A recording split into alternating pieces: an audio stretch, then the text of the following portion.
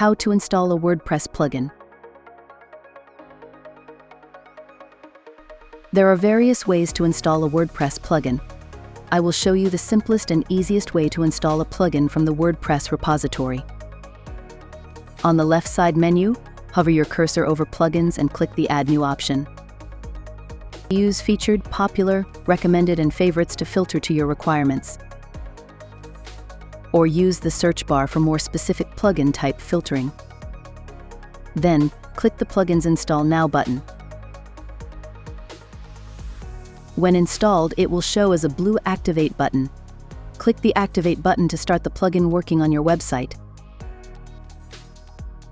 This plugin requires a setup that can be done here by following the step-by-step instructions.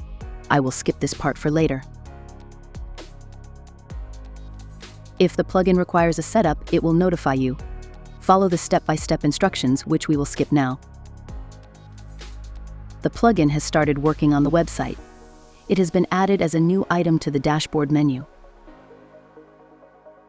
We hope you found this tutorial helpful.